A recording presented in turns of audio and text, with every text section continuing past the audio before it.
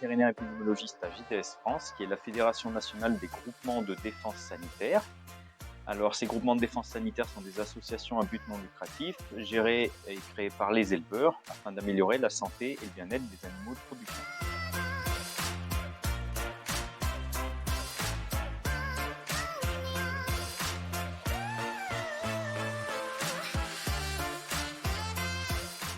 Aujourd'hui, je vais vous parler de fièvre catarrhale ovine, la FCO, qui est une maladie virale qui touche les ruminants, et en particulier les vaches, les moutons et les chèvres. Elle n'affecte absolument pas l'homme, ce n'est pas une zoonose, ni la qualité des denrées alimentaires. Il faut savoir que la fièvre catarrhale ovine comporte plusieurs sous-parties qu'on appelle des sérotypes, et qu'au sein de ces sérotypes, il peut y avoir différentes souches. Cette maladie est une maladie virale vectorielle. Elle est donc transmise par un vecteur, un moucheron qu'on appelle culicoïde. Le culicoïde doit faire son repas de sang sur un animal infecté afin de pouvoir transmettre ensuite le virus à un autre animal. Cette nouvelle souche de FCO, qu'on appelle FCO8 France 2023, parce qu'elle est apparue en France en 2023 et qu'elle n'existait pas ailleurs dans le monde jusqu'à présent, sont apparues au mois d'août l'année passée. Donc un cas clinique, ça correspond au fait que vous allez avoir des animaux malades. Et dans certains cas, les animaux peuvent même mourir de cette maladie. La chose importante à retenir, c'est que la FCO sérotype 8 est présente en France depuis de nombreuses années. Mais jusqu'à présent, jusqu'au mois d'août de l'année passée, les animaux n'étaient pas malades.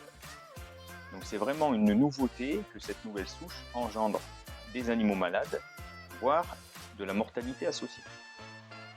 Plusieurs milliers de foyers de FCO sont apparus depuis le mois d'août l'année passée et environ 25 départements sont atteints en France actuellement. Donc un foyer, ça correspond à un troupeau de vaches ou de moutons dans lesquels des animaux étaient malades de cette fameuse nouvelle souche de fièvre catarrhale ovine. La maladie va continuer à se propager du fait de la vie de ces petits moucherons qu'on appelle les culicoïdes. Suivant les situations, il peut y avoir quelques animaux malades, mais également un nombre très élevé d'animaux malades au sein d'un même élevage. Et dans certains cas, les animaux sont tellement malades qu'ils peuvent mourir de cette maladie. C'est donc une maladie qui est grave et qu'il convient de traiter de la façon la plus adéquate possible. Il y a également d'autres sérotypes de FCO, notamment le sérotype 3 qui nous inquiète puisqu'il est apparu au mois de septembre 2023 aux Pays-Bas. Il a engendré presque 5000 foyers, notamment chez les moutons, et maintenant il est présent en Allemagne, en Belgique et en Angleterre. Du fait de la vie et des mouvements des culicoïdes, il est très probable que le sérotype 3 atteigne la France courant 2024, voire même au début de l'année après la période de froid. Il convient également de citer le sérotype 4, qui est présent dans d'autres pays européens, mais également en Corse. Et c'est une souche particulière de ce sérotype 4 qui engendre beaucoup de cliniques. La maladie virale engendre de la fièvre, de l'abattement, c'est-à-dire de la fatigue, et de l'anorexie, c'est-à-dire une baisse d'appétit des animaux. Elle engendre également des boiteries, elle peut engendrer des avortements, des ulcères, des érosions des croûtes dans et sur le nez, dans la bouche, sur la langue, également sur la mamelle. Dans certains cas, il peut y avoir des complications qui peuvent être graves, comme des surinfections bactériennes, voire des problèmes respiratoires ou rénaux, pour ne citer que ceci.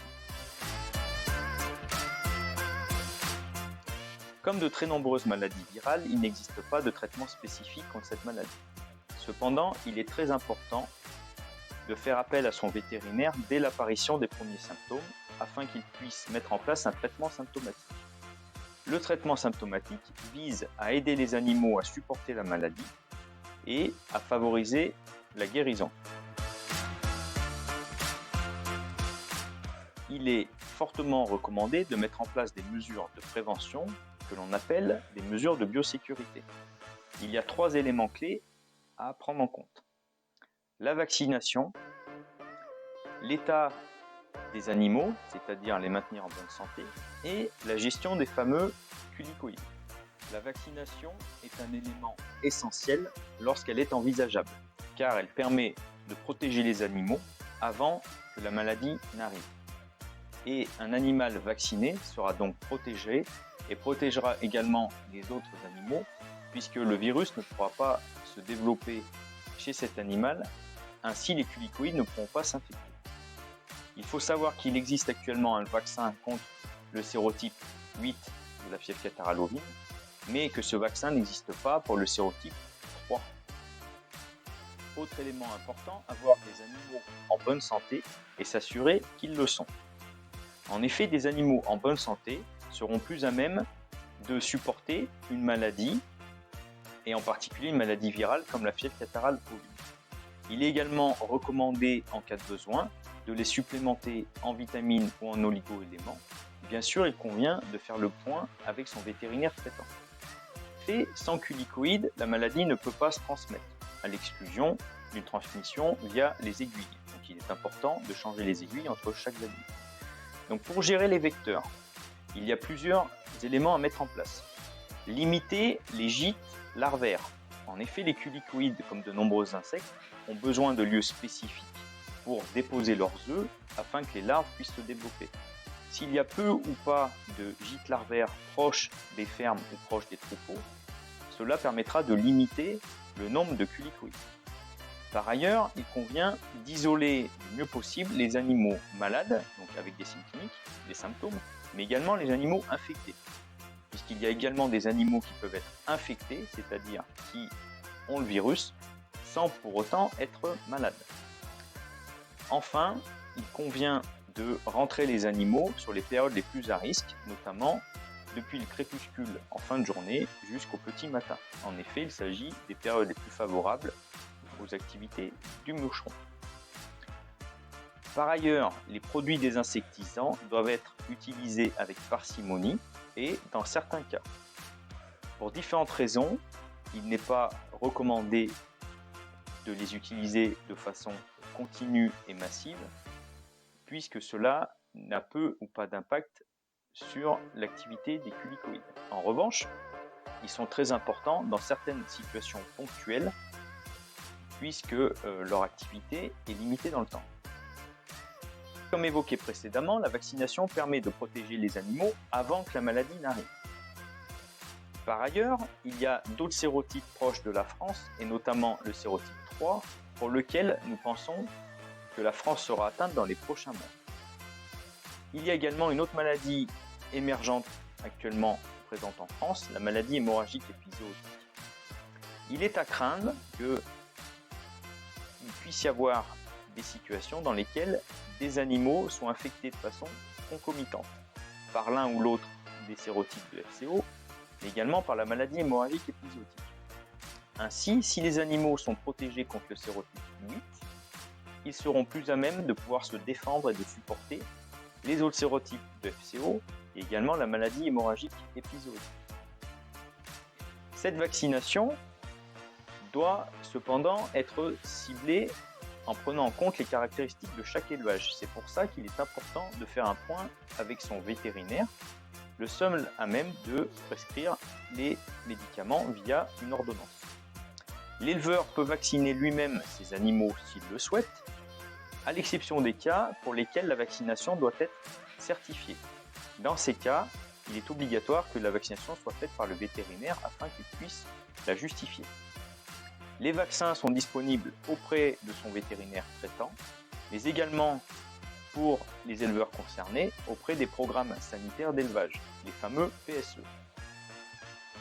Concernant la surveillance de ces animaux, il est recommandé de les surveiller matin et soir, donc 2 fois par jour, afin de s'assurer qu'ils ne manifestent pas de signes cliniques, les fameux symptômes. En cas de suspicion ou de doute, il convient d'informer son vétérinaire afin qu'il puisse rapidement faire état de cette suspicion, mettre en place les traitements adéquats et réaliser des prélèvements afin de confirmer la maladie. Si les laboratoires confirment cette maladie, le vétérinaire en informera les services vétérinaires, à savoir la direction départementale de protection des populations. Vous l'avez compris, plusieurs éléments importants en termes de prévention, de surveillance et de lutte contre cette maladie sont essentiels. Et pour avoir ces informations, il convient de contacter son groupement de défense sanitaire, son GDS, ou son vétérinaire. En conclusion, vous l'aurez compris, la fièvre catarrhale ovine et ses différents sérotypes représentent un défi majeur pour la santé et le bien-être des animaux, ainsi que pour le bien-être des éleveurs. Surtout dans un contexte où circulent de nombreux sérotypes en France ou proches de nos frontières, et également où circule la maladie hémorragique épizootique, autre problème sanitaire important, en France. La collaboration entre les éleveurs, les vétérinaires, les groupements de défense sanitaire, les laboratoires et les autorités sanitaires est ainsi essentielle afin de limiter et de ralentir surtout la propagation de cette maladie. En effet, les éleveurs pourront ainsi mieux prévenir son arrivée, notamment via la vaccination et la mise en place de mesures de gestion des culicoïdes, et permettra également d'éviter une éventuelle rupture des médicaments utilisés pour le traitement symptomatique. Il convient de rappeler que la fièvre catarrhale ovine et la maladie hémorragique épizootique sont des maladies exclusivement animales, elles ne se transmettent absolument pas à l'homme et elles n'ont aucun impact sur la qualité des denrées alimentaires. Je vous invite donc à vous rapprocher de votre GDS ou à consulter le site de GDS France, dont le lien est affiché, afin d'avoir des informations détaillées et précises sur l'ensemble des points que nous venons d'évoquer. Bonne journée!